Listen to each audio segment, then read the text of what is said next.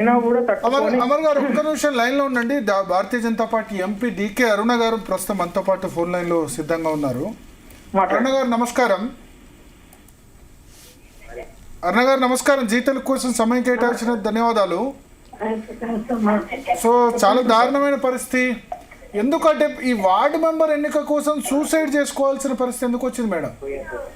అది వాళ్ళు రోజు భయపడిస్తున్నారంట. అక్కడ ఎస్టీ వార్డర్, ఎస్టీ ఎరకల వీళ్ళు ఓన్లీ 3 ఫ్యామిలీస్ ఉన్నాయి అక్కడ. 3 ఫ్యామిలీస్ లో ముగ్గురు నిలబడ్డారు. వాళ్ళ ఫ్యామిలీనే ఫస్ట్ కాదు అందరూ. టిఆర్ఎస్ ఒకరు నిలబడ్డారు, కాంగ్రెస్ గోరు నిలబడ్డారు, బీజేపీ గోరు నిలబడ్డారు. అయితే బీజేపీలో ఉన్నటువంటి క్యాండిడేట్ స్ట్రాంగ్ ఉన్నాడు అక్కడ, బీజేపీ కూడా స్ట్రాంగ్ ఉంది.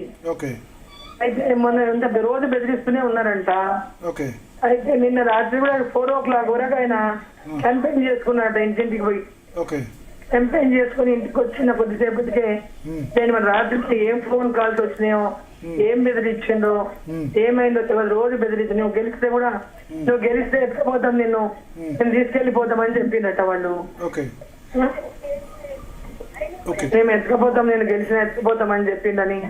దానికి ఎందుకంటే స్ట్రాంగ్ క్యాండిడేట్, 45 years ఉంటాయి, యంగ్ కూడా. సో ఇప్పుడు వీళ్ళందరూ ఏడుస్తాం కదా, ఇక్కడే ఉన్నా నేను. వాళ్ళు ఏంటంటే ఇంకొకటి ఏం చేసిందంటే పోలీసులు మరి అక్కడ ఏమేమి ఆధారాలు ఉన్నాయని తెలియదు వాళ్ళ దగ్గర, కానీ అర్లీ మార్నింగ్ వాళ్ళ ఇంటికి వెళ్ళిపోయిండు, ఇంకా ఎవరు పోలేదు. ఆమె అందరూ ఫస్ట్ మీడియా వాళ్ళు పోయిన మీడియాగా స్టేట్మెంట్ ఇచ్చింది మీడియాలో. ఆ స్టేట్మెంట్ అయిన తర్వాత వీళ్ళు పోయిండ్రు పోలీసులు. పోయి వాళ్ళు వాళ్ళ డాటర్ తో వీళ్ళు ఒక పేపర్ ఇచ్చి ఆ పేపర్ మీద ఏముందో అది రాయమంటే అమ్మాయి రాసిందంట. ఆ అమ్మాయి అంటే రాసింది, తల్లితో వచ్చి సంతకం చేయించుకున్నారు. ఆమంటే వాళ్ళు ఏదో వాళ్ళు వచ్చి సంతకం వచ్చి చేసినా నాకు తెలియదు అన్నది. దాంట్లో ఏమని ఉందంటే ఓడిపోతున్న భయంతో చచ్చిపోయిండు, నా భర్త సూసైడ్ చేసుకుందని రాసిచ్చిందంట అని రాసినట్టుగా కంప్లైంట్ లో వీళ్ళు చేసినారు ఎఫ్ఐఆర్. మేము అందుకే ఇక్కడ కూర్చున్నాం అప్పటి నుంచి. ఆ రాసిన అమ్మాయిని మా ముందు ప్రవేశపెట్టండి, అప్పుడు మేము నమ్ముతాం. ఏ బెదిరింపులకు రాసిందో మాకు తెలియాలి కదా, ఎవరు బెదిరించారు. నిన్న బెదిరించిన వాళ్ళు అవి కూడా బెదిరిస్తారు కదా. రాయాలంటే ఆ అమ్మాయి రాసి నాకు ఇప్పుడు తీసుకొచ్చి మా ముందులో తీసుకొచ్చిండు. ఆ అమ్మాయిని అక్కడ దొరకకుండా అమ్మాయిని పక్కన పెట్టేసిండు. కావాల్సింది అమ్మాయి అంటే ఇప్పుడు వచ్చింది అమ్మాయి. ఆ అమ్మాయి చెప్తుంది నేనేమి నేను వాళ్ళు వచ్చింది 2 మనుషులు వచ్చిండు, ఈ కాగితంలో ఉన్నట్టుగా రాయంటే రాసిన, నేను అసలు ఏముందో కూడా నేను ఏం రాస్తే కూడా ధ్యాస లేకుండా రాసిన, మా నాయన చచ్చిపోయిన షాక్ లో ఉన్నా నేను అని అమ్మాయి ఇప్పుడు స్టేట్మెంట్ ఇచ్చింది. నాకు అంటే వాళ్ళని పిలిపియండి నా ముందుకు అంటే వాళ్ళు వచ్చిండు, మీరు చెప్పండి మీరు ఇచ్చిన కాగితం చూస్తే కదా నన్ను రాయమన్నారు అంటే వాళ్ళు మీడియాలో వచ్చింది అంటే మేమే వచ్చినాం, నా కాగితం చూపించండి మీరు చూపించిన కాగితం అని అడుగుతుంది అమ్మాయి. దానికి జవాబు చెప్తలేరు. కొద్దిసేపటి క్రితం మేడం మంత్రి శ్రీహరి అక్కడ ప్రెస్ మీట్ పెట్టి నేను చీమకు కూడా హాని తలపెట్టిన వ్యక్తిత్వం ఉన్న వ్యక్తిని, నిజం నిప్పు లాంటిది, దాన్ని ఎవరు దాయలేరు, సమగ్ర విచారణ జరపాలని పోలీసులను కోరుతున్నా, తప్పు నాదని నిరూపిస్తే ఎలాంటి శిక్షకైనా సిద్ధమవుతారు.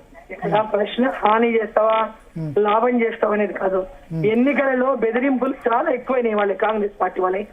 ఇప్పటికిప్పుడు పొద్దున అమర్చింతలు, ఆత్మకూరులో కాంగ్రెస్ కార్యకర్తలను ఎంట పెట్టుకొని పోలీసు వాళ్ళు తిరుగుతున్నారు. కాంగ్రెస్ వాళ్ళు చెప్పిన వాళ్ళందరినీ పోలీసు వాళ్ళు వీళ్ళందరినీ బీజేపీ వాళ్ళని కొడుతున్నారు. ఆడ రోడ్ల మీద తిరుగుతుంటే వాళ్ళు ఎవరెవరిని చూపిస్తే వాళ్ళని పోయి కొడుతున్నారు పోలీసు. ఆడ పూర్తి మంత్రి గుప్పిట్లో పెట్టుకొని అధికారం ఉందని చెప్పి గుప్పిట్లో పెట్టుకొని పోలీసులను వాళ్ళు అడ్డం వచ్చినట్టు మంత్రి ఏం చెప్తే చేసే స్థాయికి వచ్చిన. ఎట్టి పరిస్థితుల్లో కాంగ్రెస్ గెలిపియారా, మీరు తంతరా ఇంకేం చేస్తారా, ఏం భయం పెడతారో అట్లా పొద్దుస్తా మనము వేధింపులు చేసుకుంటా భయపెట్టుకుంటా ఫోన్లు చేసి రాత్రి ఒక్క ఈ వాడే కాదు ఇంకా మిగిలిన వాళ్ళని కూడా భయపెట్టించిండ్రు, కొట్టిండ్రు, వాళ్ళని కూడా ఫోన్లు చేసిండ్రు, వేరే వాళ్ళని కూడా భయపెట్టించిండ్రు. ఈయన వీక్ నుంచి ఏం టెన్షన్ పడ్డాడో మనకి ఎంత చాలా విత్ ఇన్ ఫ్యూ నిమిషాలలో పని చేసుకున్నాడు. నిన్న మిమ్మల్ని కలిశారు అని చెప్తున్నారు. ఇప్పుడు నిన్న మధ్యలో పెద్ద మీటింగ్ అయింది, పెద్ద ర్యాలీ అయింది భారతీయ జనతా పార్టీ. ఇద్దరు వాళ్ళ ఫ్యామిలీ అంతా వచ్చిండ్రు, ఆయన వచ్చిండు, ఆయన భార్య పిల్లలు అందరు వచ్చిండ్రు. వచ్చి ఆయన నా పక్కన క్యాండిడేట్లు అందరినీ పరిచయం చేసినట్టుగానే మాదేవప్పని కూడా పరిచయం చేసినాం. పరిచయం చేసినప్పుడు ఫోటోలు దిగిండ్రు, వాళ్ళ కూతురే ఫోటోలు తీసింది, వేరే వాళ్ళు కూడా ఫోటోలు తీసిండ్రు. అసలు మంచిగా గెలిచి వస్తామా అని చెప్పుకుంటూ పోయిండు, నేను గెలిచే వస్తామా అని చెప్పుకుంటూ పోయిండు.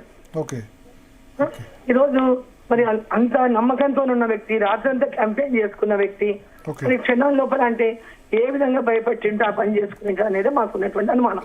యా, ఒక్క నిమిషం వర్ణ గారు, మంత్రి శ్రీహరి గారు, సార్ వాకిట్ శ్రీహరి